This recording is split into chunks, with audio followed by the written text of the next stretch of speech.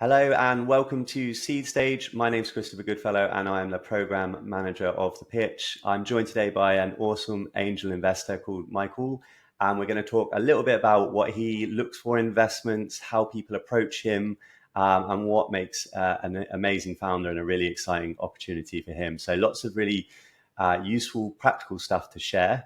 And if you are raising seed investment, hopefully this will be really useful and there'll be a few gems that you can take away and employ in your own fundraising journey.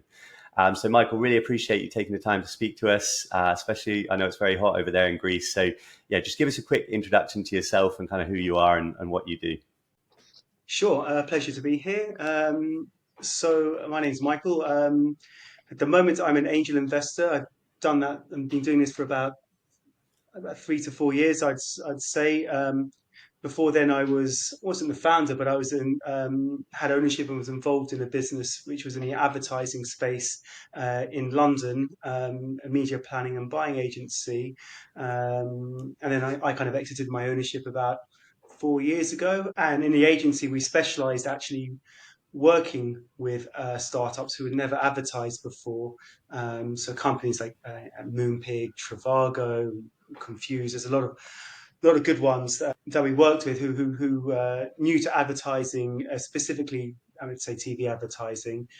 So when I finished my day-to-day work, as I said about 4 years ago, I thought my next step would be, because I've been surrounded by startups and I'd known the space well, albeit from a TV advertising perspective.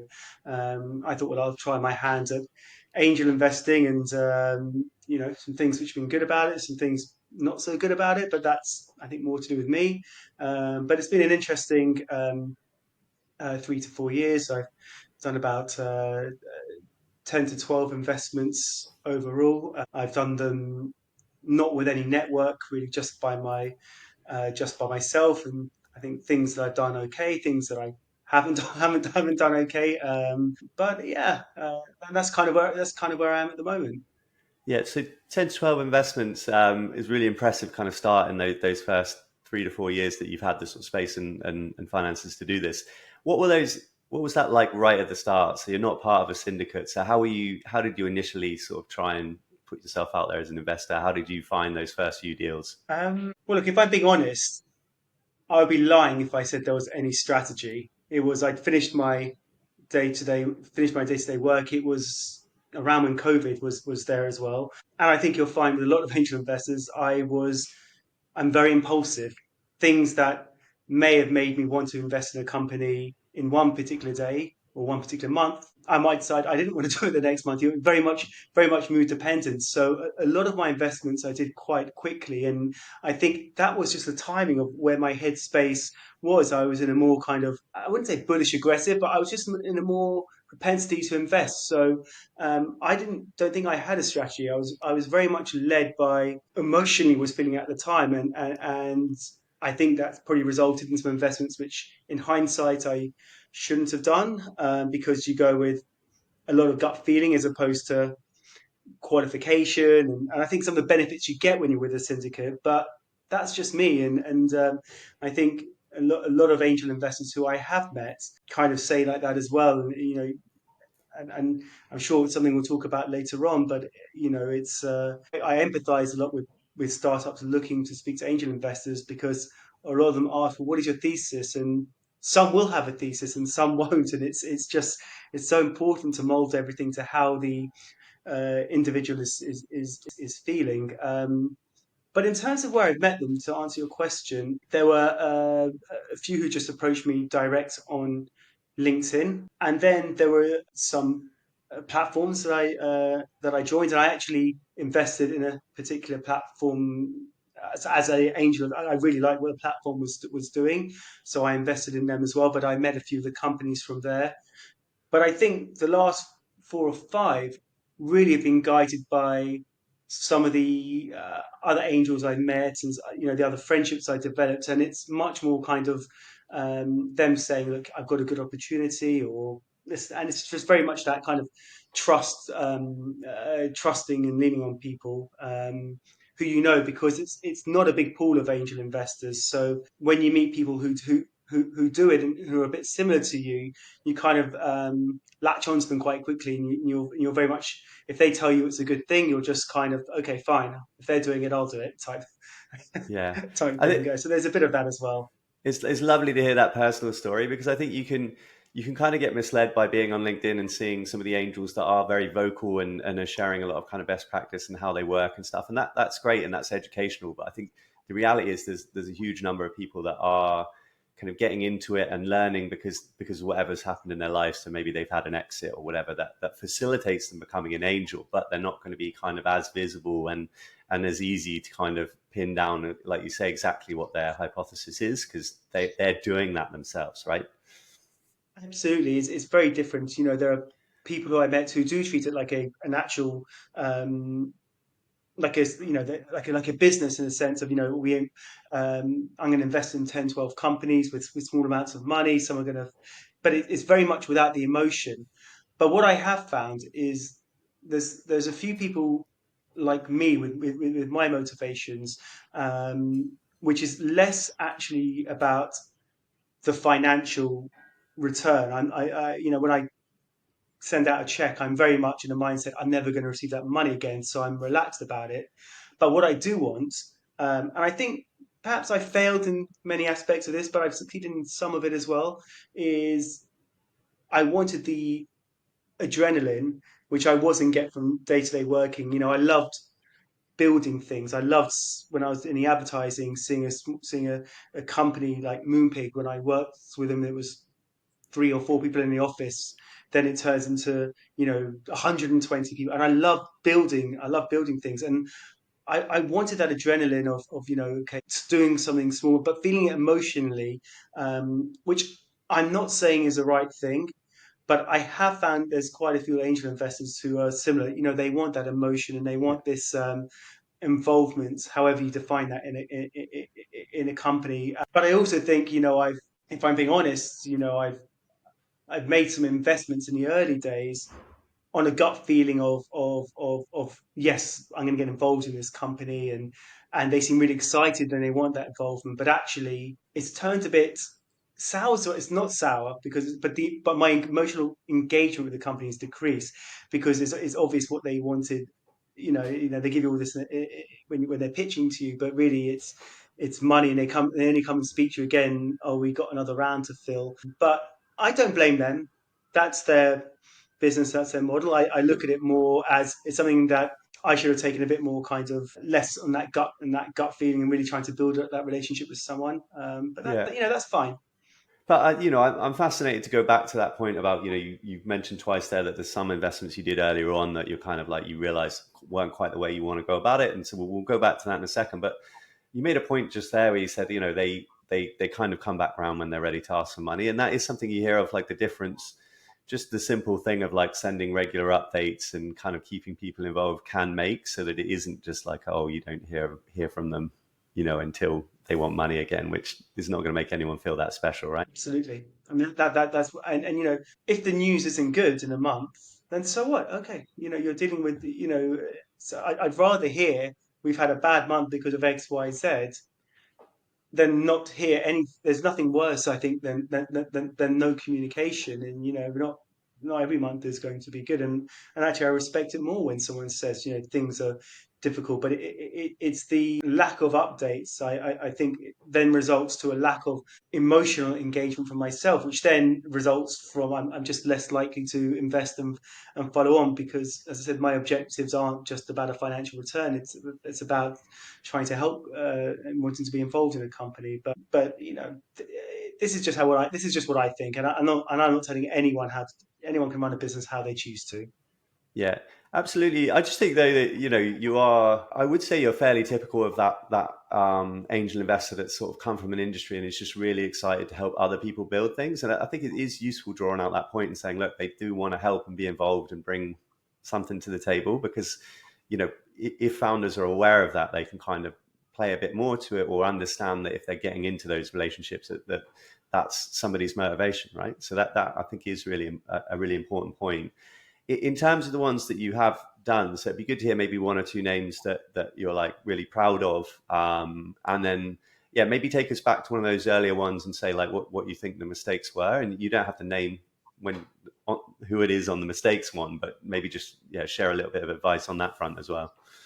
Yeah, I mean, I'm going to talk more about the successful ones, but for me, I'm defining success not by have they financially given me a return, but have they given me what I wanted, which is like a real kind of passion and feeling for the company. And there are at least three or four. There's a couple I'll talk about in a bit of detail. One is in the disability travel space called Limitless Travel, which is not it's not a charity, but it's a set up by a really impressive founder who found out at a stage in his life when he was young that he was going to end up with a mobility issues. So he decided to go traveling, left his kind of job just to kind of figure out what it meant, and then through the process of traveling, found out that actually it gave him real energy and vigor. And so he started this business called Limitless Travel. And it's a really, I said, it's not a charity. It's a decent margin within the product, but it actually really helps people who are disabled, who have mobility, really try and go for really different experiences and cruises with the objective being pushing them to their limits. But um, for me, it's not just it's mission cause, but I've developed a really great friendship with the founder. I'm involved in the company. I'm operating, helping him with some of the marketing and in future some of the advertising. And I just think about the company a lot, and I've invested in a few every round that's been so far. But I just feel very emotionally connected to the company, and especially now living in Greece, in Athens, I'm always on the lookout when I'm on the beach. Is how disabled friendly is this? Is there are there ramps that lead people to that can get people to go into the sea if they're in wheelchairs and it's just made me think a bit more like that and probably made me just become more compassionate and better. But from a business point of view, I love it. And the other one is called Tickets for Good. Again, I think for the same reason, I've developed a really strong relationship with the founder. And actually, there were two founders, and very sadly, one of them passed away a few months ago, which is public knowledge. And that hit me a bit because I love their business, but I love them as individuals. One of them's actually the other founder is moving out to Greece in September with his family, and so I'm going to be spending 1-2 days a week with him in a business when he's in Greece, which is perfect for me because as an angel investor, for me my KPI is about how am I using my time very wisely, and I'm sure the business will do well. But if it doesn't, then okay. If I've enjoyed spending time with them, that to me is what is most important.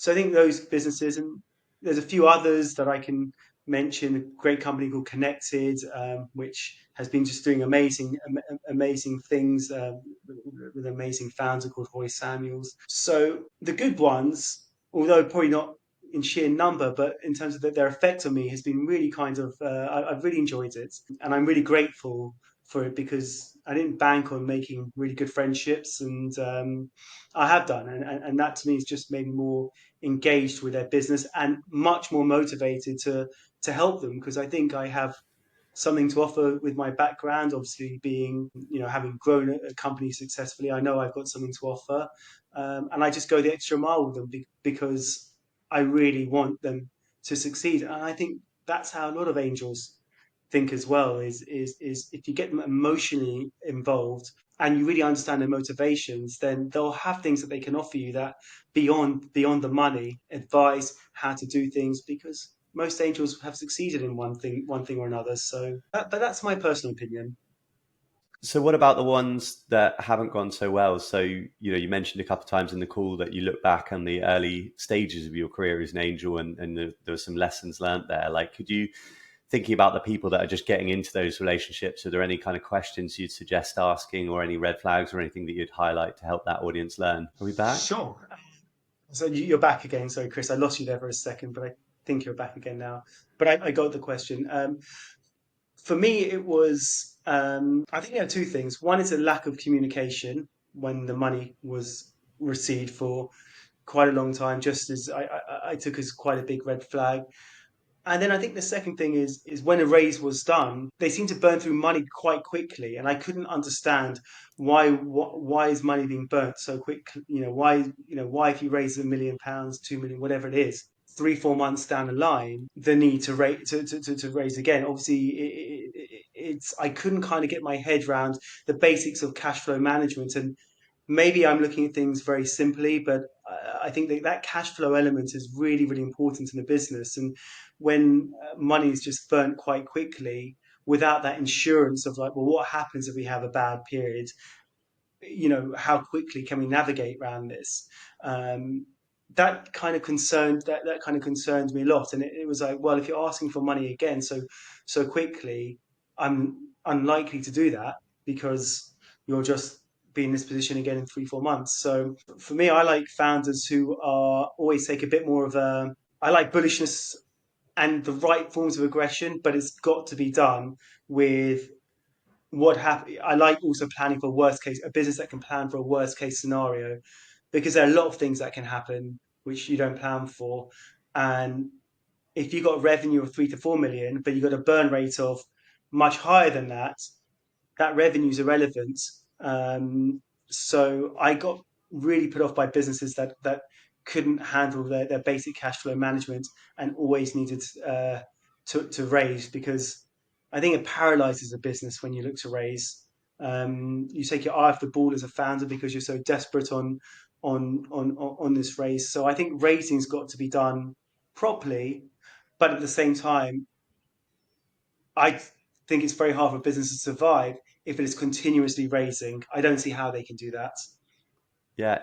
And so what would you expect from a seed stage startup that the current round that you're being, you're talking to them about, are you looking for them to make that money last a year, longer than a year? Like what would you expect from a kind of, because you mentioned that there has to be like a level of aggression, but also a level of like planning and thought about not just having to go back round and get back in the trenches again.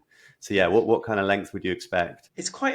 I think it's obviously very dependent on the type of business. But I think it's got to be consistent with what is being pitched to at the investor at the time. So if someone's saying, right, this money is going to last us a year, then my expectations was, well, it should last a year. Or they're saying it's going to last 6 months, and I think it's got to be consistent with how it's being with how you're pitching it to the investor at the time. Because if for me as an investor, if someone's saying this money is going to last us for XYZ period of time and then it doesn't last for it, then you lose kind of trust and confidence in I'm going to believe everything that you're going to say. And I think it's hard to recover from that. So I think it's just about the communication, and are you consistent with that communication? And I'm sure there are a lot of investors that are fine with business continue looking to raise. So I'm just talking about it me subjectively. I just think I just think it paralyzes a business, as I said before, Yeah. raising. And I'd want the people that I've invested in to be as focused as possible in getting things from A to B, and also perhaps not in a mindset of well, my business can only go somewhere if I raise money. It's well, actually, I'm sure that's true to some extent, but I also think as entrepreneurs, which everyone is, it's like it's about thinking outside the box and thinking, okay, well, what else can we do if we weren't going to raise? Is it game Yeah. over? Why is it game over? Why should that be game over, etc. Um, so I think it's important that there is that element of thinking outside the box as well. Yeah, I think you a lot of the time you sort of qualify your questions or answers and just say well, that might just be me. But I think the important thing here is that you have your perspective on sort of how much and how often you're going to invest, and obviously that will differ angel to angel. But that point around sort of being consistent with how you're talking about the business and communicating a lot, I think that should be kind of universal, right? Like that idea that actually, if you're pitching someone a plan and that plan is, we've got money until X and we're going to do, and I appreciate things change, but you like that need to be sort of open and consistent, I think is probably universal, right? Yeah, I say, but things always don't go to plan. But it's about the communication. If something doesn't is not hitting it, I want to know before I get the email saying we're looking to raise more funds. I would expect the communication before saying, okay, look, we haven't hit this. Um, I want to know if a company's not doing well. I don't want to just get the update.